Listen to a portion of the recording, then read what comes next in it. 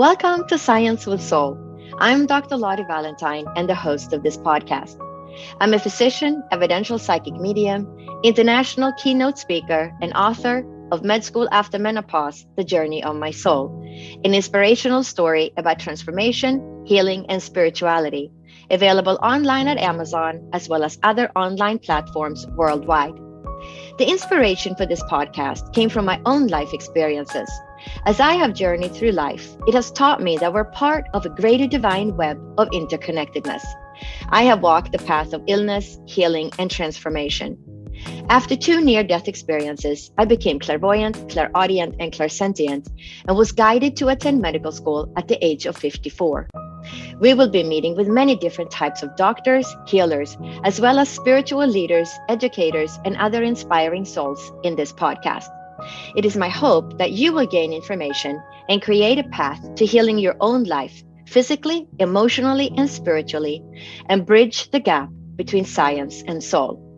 If you are a person who understands the interconnectedness of mind, body, and soul, and would like to take one of my courses or work with me to create a path of healing your own life, please visit divinespiritualessence.com or drlottie.com.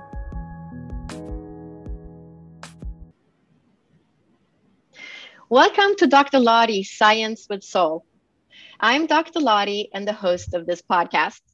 Today, I'm excited to introduce Janet Tarantino, who has had 3 near-death experiences. Janet Tarantino, a network coordinator for a major corporation, was involved in a car accident where she was saved by divine intervention. This accident was the catalyst to a more in-depth NDE when she discovered the answers to what is consciousness. What happens after we die? Are God, Jesus, heaven, and angels real? While in the depths of the life-altering experience, God showed Janet moments of her life and told her, "These moments matter. Understand them."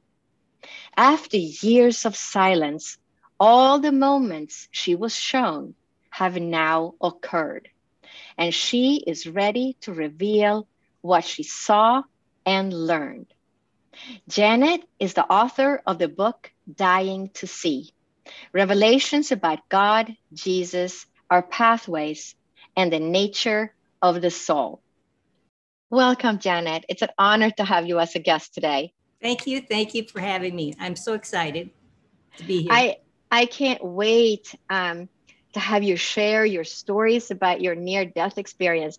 How did you end up having 3 near-death experiences? That actually is a fantastic question because I wasn't going to cover that part of it. But when I was 4 to 5 years old, I wasn't in kindergarten yet. I was waiting for everybody to get home from school so I would have somebody to play with. But, and I was bored. So Mom was on the phone and she was having a conversation with another woman, and they were talking about adoption. So when she hung up, I went out and I asked her, "Am I adopted?" And she said, "No, Stilla, you're our little girl." And I said, "Okay." And this is what really blows my mind is I said, "Okay, but I'm going to die young." And she got her expression changed to a shocked. And she said, "Quit talking like that." But when I said that, I had visions of 3 ages go by my mind. And what I actually was seeing was the pages of my book of life. And these were scheduled to happen. Only I didn't realize it because I was too young. But now they've all occurred, and it makes perfect sense that that was what I was seeing. So I think that's a great question. The first one happened when I was 15. I was so excited because I was changing from middle school to high school. And that was the big time of our age. That was getting to go to school dances and the dating time, all the activities. So I was excited to go. And they had an orientation for all the new students to come to school, and they'd meet their homeroom teacher, and then they'd get their schedules and they could walk around the school and see where their classes were, and they were given their locker assignment.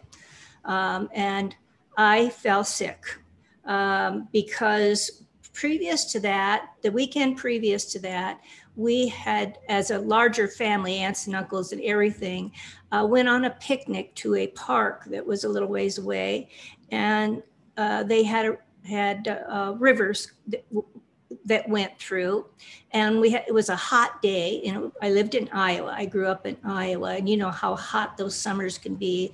But fortunately, we were able to get a picnic area under some trees, and we had a blast all day long. And after that, it was not right after that, but I fell sick.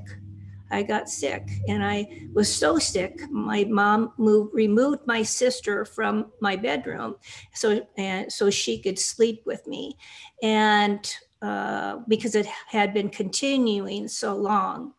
And one particular night, I went to bed with mom laying beside me, and I woke up and I looked up at the ceiling, and all of a sudden the ceiling turned to clouds, all clouds up there.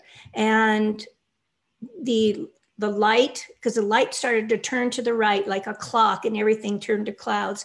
And then in the clouds, two more openings started to swirl around, one on the left side of the room and one on the right side of the room. And these swirls ended up becoming tunnels.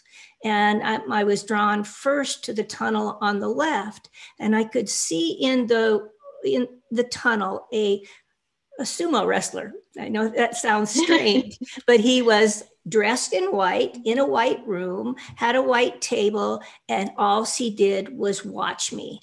Never moved his eyes away from me. Even if he moved around the table, he was always looking at me.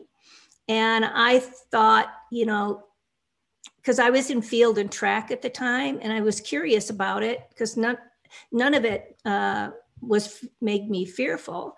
And I thought I could run and jump through the length of that tunnel and maybe see what was on the other side, but something kept me from not going.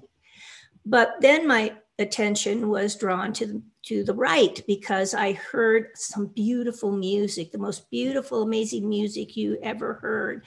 And sweeping down into that new tunnel opening was a beautiful, beautiful woman, all dressed in white, with white lace gown, and I loved lace. And she had dark hair down to her past her shoulders. And I wasn't interested in her face at the time, because I was interested in her lace. So just because I wanted to see her dress, I was all of a sudden in energy form up to her dress, and I was weaving in and out of the lace eyelets of the dress, and I could feel my hair sweeping back from the wind as I went through. It was like I was a skier going down and cycling around all these obstructions in a race, and viewing these tunnels as if they were these lace, as if they were tunnels. And it was really cool. So then I went back to where I was floating. I was floating above my body, near the height of the window. And they were talking. I thought of her as the music box lady because of the music. And that was the only thing I could associate it with at 15, and in those time frames of the 50s. And no, actually that was the 60s. In any case, and I also thought of her as Daddy's little girl. And that was because she stopped talking to the sumo wrestler, and then she moved up and away, and I thought of her being set up on a pedestal by her daddy. You know, daddy's little girl is being put up on a pedestal. Pretty soon she returned. They talked some more, and then they transformed into orbs of light, and then they flew out of the room behind me, and I could see them as if I had x-ray vision as they flew around the corner of the house, and they bobbed up and down in the side window of the house, watching me until I started to get lower. And then one flew off, which must have been the music box lady, and leaving the sumo wrestler to watch me for a little bit. And then I settled back in my body and got up and got sick again. The sumo wrestler is my guide. He is my, they call them angelic watchers in the Bible. But he was my guide, and he was going to be protecting me through all this, what is to come. And the music box lady turns out to be my daughter. And she was not going to be conceived or born until 15 years later. And I must have been included in on some of that conversation because I thought of her as daddy's little girl. But they must have erased everything from my mind, because as I lived my life, I would always be searching for and wondering, is this the right man for me to have this little girl? That would be very trying, if you don't really know if you're making the right decision. So they let life just go on as it was planned to go. And everything was fine. And then when I went on a vacation from my corporate job, my mom and dad had asked if they could have the kids for a month. They lived in Idaho, a long distance away. And as a single mom at the time, I didn't have time to go see them as often with the kids. And so they wanted to have the kids, which was great. It gave me a break. So I drove them out there and returned. And I thought I'd take a day to plant some flowers on the patio so that they would be real pretty from when the kids got home. It was actually a wooden deck. And so I went and I bought flowers. But on the way home, I was going to buckle my seatbelt as I drove. And I was only a block away from the flower nursery because I had pulled out of the parking lot and there was no cars coming from my direction. They were far enough away, they were no concern. And because there was 3 lanes going in the direction that I was and 3 lanes going in the opposite direction. So I pulled out there and I stopped and maneuvered into the middle lane and was sat at the traffic light. And then when it turned, I proceeded through the traffic light. And there was a big dip, a big hill that went down in this particular area. And there was a park on the left side and a grassy area on the right side. And I noticed that I was catching up to the car in front of me. The car in front of me was in the middle lane at the bottom of the hill. The thing is, I realized he was stopped, but there's no light at the bottom of the hill. And I thought maybe a child ran into the road from the park, was retrieving something that they had lost, or kids were walking to the park or something. But so I slowed down and I stopped behind him. But when I stopped, I looked in my rearview mirror and I saw all this traffic now coming over the top of the hill. While I waited at the light, the cars were catching up and they came barreling down this hill. All 3 lanes were filled. And it felt like they were coming down like a horse race, and the man behind me was a pickup truck. And I noticed he was looking to the right and I knew he didn't see me. And I said, oh my God, he's going to hit me. And then I heard a voice. Say, lay down across the seat and cover your face. I was the only one in the car. So this was guidance from somewhere else. So I did what I was told because I knew I didn't have time to get my seatbelt on. And then the first impact happened. And I thought, oh, that's not so bad, because it felt like somebody just bumping my bed. And it was like 50 miles an hour through that section of traffic. And it's 45 or 50. And then I brought my hands down from covering my face because I thought, that was it. But then I noticed when I looked up, the window was shattering, and it was shattering in slow motion, like a piece of art was being created, and it was beautiful. And then the second impact happened because the force of that car pushed me into the car that was in front of me. And then I was going to be propelled forward.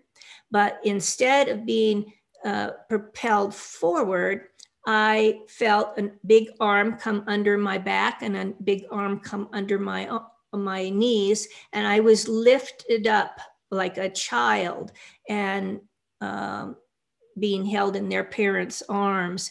And then I found myself looking down on the accident scene through a tunnel of clouds everywhere. Actually, it was a cloudless day, but I was now in a different dimension, and I was looking down at the scene, and I could feel that there was people with me. I could feel the presence of them by my arms. And I saw a car pull over going the opposite direction and run across the street. And then all of a sudden I was snapped back into my body, and I was laying in the front seat like I had been when I laid down. But my legs were over the steering wheel instead of under it. The interesting thing of that is that it was the rear window that shattered. So I had been thrown around the car, and I was put back into the front seat by angelic beings that manipulated my body so I would be in the same place as where I started. One of the ladies that came first said she'd been thrown around the car. And I said, no, I haven't, because I didn't realize I was. But after I looked at the pictures, then I realized it was the rear window that had been shattered. Now, this makes it very interesting, is because I thought about this, who you going to tell? Nobody's going to believe you. I discounted my first one because I was more interested in dating than that kind of thing. And so this one, I still kept to myself because I didn't know how to tell people and if they'd believe me or not. But there's a scripture in the Bible that says that I will save you, but you will honor me. And that's very important to me, because then after 6 years after this accident, my world fell apart. I started stuttering. I couldn't write. I lost all my analytical abilities, and I fell into a depression that just kind of overtook me.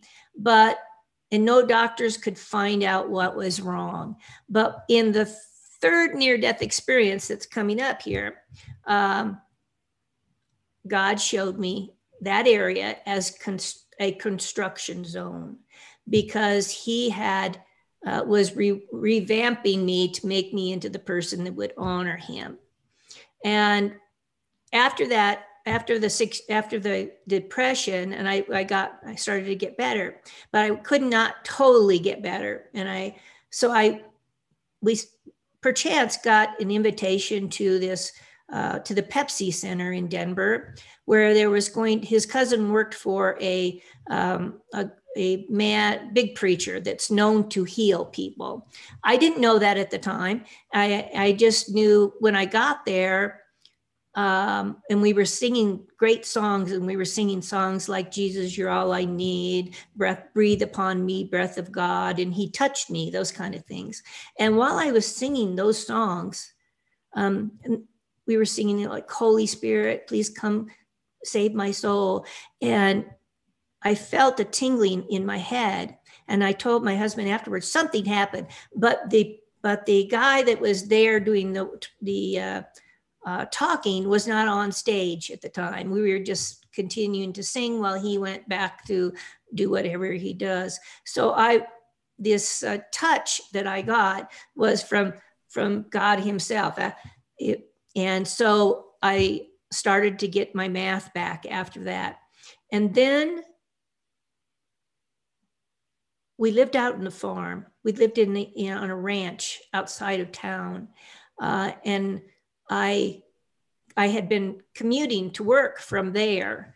The last one that left would let the cats out of the barns for the day and feed the animals. And I started to get congested, and I thought it was from the hay or the grass, the mowing the lawns or something I'd been working from. But people that have near-death experiences get sensitive or get allergies to things. And mine was a sensitivity, which I didn't know I had. And, but it was more like an allergy because I got really congested. So when I got into the house, I took allergy medicine to clear up my sinuses enough so I could sleep. And I went to bed this particular night. I propped 3 pillows on top of each other so that I could be at a 45-degree angle. That would help me breathe better because I'd be more in an upright position. I would always get so clogged when I was laying down. But during the night, my chest started to hurt and I couldn't get up. So I reached for my husband and I said, Gavin, help me, please help me. And he didn't respond. And all of a sudden I was up at the ceiling. I was looking down on my body and that of my husband beside me. The ceiling had kind of melted away. Everything looked like darkness, but it was the middle of the night. And that was, so I wasn't frightened. It made sense to me. But then I knew, and I felt like I was released from captivity. I had the biggest breath of fresh air. It was like such a relief to be out of this thing that I was impacted in. And I felt free. And I floated there. I felt like I was floating in water, comfortable and at peace and in total peace and love. And I saw a silver cord float by in front of me from left to right. And I didn't know what that was. But I wanted to look down at my body. So I looked down at my body, and out of my curiosity, I was down next to my body and I was looking at my face because I knew I was dead. And it looks different from third person view. And I noticed that I needed to put makeup on my nose. The pores of my nose, because I had gotten so small, looked large. And I thought, boy, she should put more makeup there. So ever since this experience, I always make sure I put more makeup on my nose because of that. But then I went back up to the ceiling. There was a pin of light starting to come toward me in a slight S-shaped fashion. Have you ever seen the cartoon with the bird, the Roadrunner bird that comes in an S-shaped fashion and stops immediately in front of Wile E. Coyote? Well, he was moving in a S-shaped fashion like that. And I wasn't worried about it. There was some activity down at my body and I wanted to see it. Well, I noticed out of the feet, I could see something blue lifting up, and it was the color of the sky on a beautiful day. And more of it started appearing. It lifted up out of my feet, my ankles, my shins, and up through my thighs. And I knew that was the rest of me because it was the consciousness, the spirit from the lower half of the body that was coming out of the body, because I was the spirit from the upper part of the body. I had elongated to escape the physical form, and now I was watching the rest of me. And as it pulled up to me, I could feel the energy starting to change forms. And when I saw my spirit, I knew that that was my spirit, my sliver of God's spirit, the Holy Spirit. And I was my share of God's Holy Spirit. And then I transformed into an orb, and I was sitting in a wand of love. And this wand of love was indicative, was connecting back to the prayers that I was singing, because I had sang "Breathe Upon Me, Breath of God." And he was creating this near-death experience to be the answer to my prayer, and he wanted me to know it. So he was holding me in a wand like little kids would use to blow bubbles, to create bubbles. And he was showing me that he created me, which I thought was fantastic. And then the Roadrunner light, the little pin of light, zipped into the room and grew up into this beautiful, beautiful light being. It was radiating light. It was infused with light, and it had rays of light coming out of its heart center. It wasn't hard for me to look at, but I couldn't see its face real clearly at the time. I could see the hair. He had brown hair coming down to his shoulders, and he had a gown of white on, and it was hanging from his wrist. He had his arms open in a welcoming gesture. The gown was down to the ground, and it had a rope tied around the waist with the excess hanging down the front of it. Now, I thought it was a woman because of the hair length, because I didn't know any men that had long hair. So I thought it was a woman, but it had a male's physique. And so I thought, well, maybe it's a woman with a male's physique, kind of hefty or something like that. So, but I didn't know who it was at the time. But there was another pin of light coming from the left, and it was coming in a slight S-shaped curve too. But this light being put its hand out to me, and it said, "It's time to come home, Jan." Well, my first thought was of my daughter, Gina, because we were close, and I wondered how she would handle my death. And even without asking him, because he knew my thoughts, he said, "She'll be okay." So I was going to go. You're in this most magnificent love, peace, and tranquility that you can't experience on earth. And I didn't want to go back. But this other pin of light had now suddenly came forward and was next to the light being, who later on in the story, I found out is Jesus. So that light being actually was Jesus. And the light that came forward was a ball of energy, and it was alive. It was a living energy. And around its edges was a cloud, swirling clouds, and it made it look like it was a tunnel, but it was alive. It was God in his entire essence. And I could feel the colors coming out of the light, even though it only appeared to be white. But God wanted to show me more. So he reached his rainbow arms out, and he hugged me, and he embraced me. And while he embraced me, he showed me moments of my life and told me that these moments matter. Understand them. And he also told me that I was perfect in every way. They both knew everything about me, everything I'd done, loved me, regardless of my failures or my successes. They simply loved me no matter what. So then I was back down in front of them again, and still wanting to go. So then they were going to show me the future, the immediate future. And so two angels came. I then transformed from the ball energy and into a white translucent form of a physical person. And angels took my elbows and lifted me high in the sky above the ranch. And I could see through the roof, because the roof was no longer there. I could see my room. I could see all the entire house, the land in all directions, and the neighbors. And I noticed two pins of light coming up the gravel road. And even though I was up in the air so high, I felt like I was riding in that vehicle. It was a vehicle.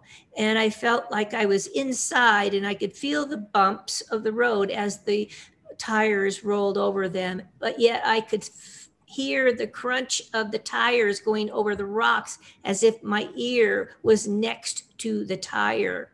I could see down the road as if I was the vehicle itself, and I could see behind me. I was also up at the several feet in the sky, and I could see everything that was going on. So I had all perceptions at the same time. That means that when we're in spirit form, we can be in all places at all times, like God Himself, because we are each a sliver of God's Holy Spirit. And that is why God lives with us and experiences life with us. They all are with us at all times because they live inside of us, and they can be with us through the Holy Spirit. Now that vehicle turned up the driveway and hit a bump in the road where it washes out frequently due to the rain. And it was an ambulance, and they came up to the house and they went into my bedroom, and they were going to see that I died. But yet I was still okay with that. And then all of a sudden I felt myself back down in front of the light again, and still wanting to go. So then they showed me one more image. They wanted me to stay here in Earth. And the image they showed me was my son, Kurt. And when I saw his image, I knew something was going to happen with him. And if I wasn't there, then he would go down the wrong pathway. So I obviously had a contract with him to be there at that time. And if I wasn't there, his life would change. So I told Jesus, I'm not ready to go yet. And he nodded his head and smiled, even though I couldn't see his smile. I knew he smiled. I felt it. And then I transformed again back into the blue spirit body. And I sat down in Jan's body, and I slipped one leg into one of hers, and I slipped my spirit leg into the other one, and I put it on just like I would clothing. I grabbed my spirit knees and I rocked back and forth until I could get up the momentum to lay back in Jan's body, snap in, and help her sit up for air, which I was able to do. So then Jan had to live the rest of her life wondering what was going to happen to her son, because she knew something was going to happen, but she didn't know what it was. So. Yeah, I have a question for you Sure. about Yeah. getting back into your body. I noticed that you started to refer to Jan in third person. Now, can you tell us why? Yes, good question. I'm very disconnected from my physical body now, because if you think about it, I had my thoughts while out of body. I had my memories of who I was out of body. We are the actual real spirit that's living inside this body. That our spirit is the real us. So it is my spirit that's talking to you. It's your spirit that's talking to me. Everybody that's listening, it's their spirit that is listening to us. We are the spirit, the energy force that allows this body to move forward. And without our energy as spirit, then that body can't survive. And without that body, we can't have a life, a human life here on this earth. And we're here to learn. So I'm very disconnected. That was Jan. And now I'm a better version. I've been transformed into a better version of that person. So now I go by Janet. It's a subtle change. but a very big one to me because I am different than I was before. And that's, I think, believe why God did the ultimate ambush makeover. I call it the ultimate ambush makeover because he didn't heal my body, he healed my soul. And I think that's fantastic. Yeah. So you say you've been transformed. Mm-hmm. Is that what happens when you have NDEs? Most of them do. Yes, they're transformed. They never think about life the same way anymore. And that's why you're transformed. You look at life differently. And oh, what I forgot to say is while I sat down in my body, there was a message that kept echoing over and over again from heaven as I did that. There was a message that said, love is the only thing that matters. Love is the only thing that matters. Love is the only thing that matters. And that's what the message is that I was to bring back when I sat down in that body. That's not only for me, it's for everybody, that love is the only thing that matters.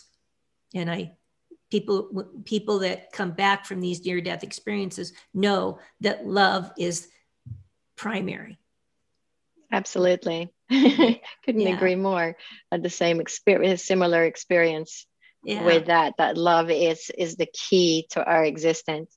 So you were transformed too, right? Yeah, absolutely. I was. So you saw a panel of spiritual beings. Is that right? Yes, I did. Not in my near-death experience, because when you have near-death experiences, the after effects, some people have mediumship, some people now are healers, some people have continued contact to the heavens. And I happen to be one of the ones that have more contact with the heavens. Not that I have it all the time, but it will take my spirit up to heaven at times and show me things. This particular night, I was in Austria with my boyfriend. That's where he lives. And we had a great day. And I love to read when I go to bed. So I read and fell asleep. And during the night, I was pulled up to heaven. And I was in a white room, a whiteness, a white cloudy area. Everything was white. And there was spiritual beings there in gowns of white, and they kind of glowed. And I drew pictures of everything. That's all in my book too, of my first near-death experience, my second one, and third one, and this. There was 8 to 12. I'm not sure. I didn't really count how many spiritual beings there were.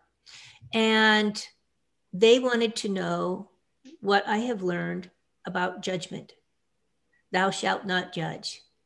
And I was happy because I had learned, because they had brought Bob, my boyfriend Bob, into my life for this particular reason. So he and I had a contract as well. And it took a lot of maneuvering for them to get me to meet him in America from the other side of the world. And then we fell in love. But so they brought him into my life, not only to love me, but for this lesson plan. And he took me to places where I had learned that I had misjudged. Not like he said, you had misjudged people or anything, but I saw things that I had judged people on when I was young. I had judged my neighbor on his bathing suit. I didn't like his bathing suit because it wasn't like my dad's. And I had judged my grandfather because he lived in an apartment above a building and of a business. And I thought, well, who would want to live like that? But when you go to a big city, the apartments are above the stores, and they're nice. They're beautiful homes, beautiful apartments. And I had judged my grandfather on that, plus other things that I tell about in the story. So I was happy. And they wanted me to tell them how I learned.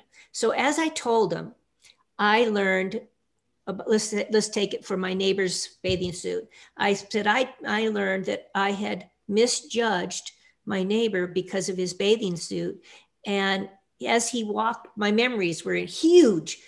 My neighbor walked by me, and my full height in that was only up to his calf. He was so big. So the memories were happening around me as I remembered them. And I thought back to, they wanted to know where I got the judgment from. And I said, I wasn't really sure. It may have been because when I was a little girl, I liked to play and we went to church and I'd like to join the kids on the monkey, they called them monkey bars where you could climb around them. And I liked to twirl. And my mom would always say, keep your dress down. So I thought, modesty was important. And he was wearing a Speedo type swimming suit. And I thought it was not right. But yet, what did they do? They brought Bob into my life. And what does he wear? Because he lives over in Europe. And that was the common thing, was a Speedo swimsuit. And I thought, oh my gosh, when I found that, of all the people in the world, I get one with a Speedo swimsuit. But so they were putting it right in my face because I had judged on that. And after I explained everything to them, they were happy, they were pleased. And we were all chuckling as that they had realized I had grasped the learning. And when I was sent back to my body, I remember saying to them, that was so cleverly laid out for me to learn. And when I woke up in bed, when I got back into my body, I woke up and I was still chuckling and laughing, shaking my head, because it was such an amazing experience to happen. So yes, they do continue to talk to us. So. Wow, quite a lot of experiences on the other side. Can you tell us what you've learned from all these experiences? Yes, I'd be glad to. And we know nothing until after we have to look at our life backwards, because we can't see what's in front of us. Well, that's why we should really live in the now. But I learned that we have contracts with individuals through life. So one was my daughter, one was Kurt, my son, and Bob. And I know my son Philip was also there, because every time somebody had difficulties, like I went through a divorce, and my son Kurt went through a divorce, and Gina was laid off during an economic depression time. And so he moved into her house and rented her house so that she had money to take care of it. So he stabilized the waters for us. And then I met James Demos through a series of events, and he is a medium, evidential medium. And when I went to him, because I was investigating telepathy, because everything's telepathic in near-death experiences, and he connects people with their guides. I didn't realize that. And he says, oh my, he said, I see a guy. I see a sumo wrestler here. I said, are you kidding me? I saw him when I was 15. And that's why I know it was my guide. So I had a contract with him, and I had a contract with Teresa Dunwell, who does soul paintings, because that rocked my world, because I still was not telling anybody about it. But I went to get a soul painting done, expecting that she would paint something blue. And that's not what she painted. She painted my near-death experience. So again, I was put that near-death experience, the third near-death experience, was put in my face. Jesus and the tunnel. And I said, what do you want me to do? So I left, and one night I was praying in bed, and I made a prayer specifically, I guess, so you wouldn't get an answer. So I said, "Dear Heavenly Father, please tell me what you want me to, just tell me what you want me to do with this stuff. If I don't get an answer, then I'll know it's just for me and I won't have to do anything." So I fell asleep thinking I'm not going to get an answer. I didn't want an answer. I wanted to get up knowing it was just for me. But when I woke up, I sat up in bed and I heard his voice say, "Make it about me." And he showed me visions of a book, and he showed me visions of me speaking in front of crowds. And I had already discounted those because I didn't think I could write a book, would be too hard. And I'm shy, so I wouldn't be talking in front of people. So I had discounted everything. So he was showing me that we can do more than we think we can, that we have a tendency to set up our own limitations. And those are not the limitations that he has for us. So if we realize that he's inside of us and we can listen to his guidance, we can get more out of life than we think. And he will guide us and put things in our pathway that will help us. That was one thing. And then those were the contracts. James Demos, Teresa, she can do soul paintings from wherever she is. And we have guides around us all the time, and angels. You need to utilize those angels. Ask them for help. Tell them, I'm looking for, I misplaced this letter. This has happened to me. I misplaced a letter, and please help me find it. And so I went down, I was going to make some popcorn, went down into my kitchen, and was out of popcorn. When I went to the steps to go down and get some more in the basement, my eyes were drawn to the corner of the table where my calendar was. And then when I came back up, my eyes were drawn again to the table with the corner of the table. So I went and popped the popcorn in the microwave, and I went over to the table and I picked up each one of those items. And at the bottom of the coupon that I had sitting there was stuck the letter that I was looking for. So they use various means to guide us, and we can listen to that, our inner thoughts too, because that is, they communicate to us through our thoughts. That's one of the methods, plus feeling, plus the drawing our attention to things. So try and utilize the orbs and stuff that we have around us. And I'm very particular to orbs in pictures, because I was an orb. I was an orb during that experience. And they came as orbs of light, or they left as orbs of light. I believe the orb is the means of travel, the form that they take, because they can take many forms as they desire for travel. And so I suggest, if you see orbs in pictures, put them in a specific folder, and then you will see where they're located around you over a period of time. They're usually above you or behind you or to your side. They're only in front of you when you're sitting down or something, because they don't lead us where we go. They nudge us. You might feel that inner uncomfortableness that you shouldn't be in this particular place. So you leave. And prayers are answered. Mine were answered. And we can overcome anything. And the spirit is the energy, which, by the way, I have on my YouTube channel, Janet Tarantino YouTube channel. I took care of my parents during the last 5 years of their life. I had a calling to do that. I must have had a contract with them. So I took care of them, and they knew about my near-death experiences, and I was writing my book while I was there. And so I asked them, would you share with me everything that you sense, see, or experience during your dying process? And they said they would. And that gave me permission to share it with the world if it would be helpful. There was tons of stuff I learned from their experience, but they help us to be in the right place at the right time. And I was called home because death was imminent, which was a surprise to us. And I happened to be sitting next to him, and I fell asleep, was woken up 1:30 in the morning, and I felt the need to start taking pictures, movies. So I took a film of my dad. His breathing had changed. I didn't know what was going on. So I took some movies, thinking if something happened, I could go show the nurse.